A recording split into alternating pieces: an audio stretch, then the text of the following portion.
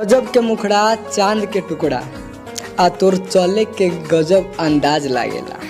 कि गजब के मुखड़ा चांद के टुकड़ा और तोर चले के गजब अंदाज लागेला। हमहू तोहसे बहुत प्यार करेनी है करे जा, कि हमहू तोहसे बहुत प्यार करेनी है करे जा। आ का करी हमरा बोले में लाज लागेला। गमछा लेने से तुमको गंवार लगते हैं, अरे ये गमछा लेने से तुमको गंवार लगते हैं। तुमको का पता बबुनी की गमछवे से हम रंगदार लगते हैं।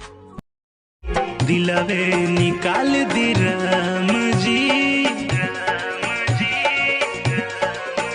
अरे दिलवे निकाल दी राम जी, ना रही ना दुखाई। याद तो हर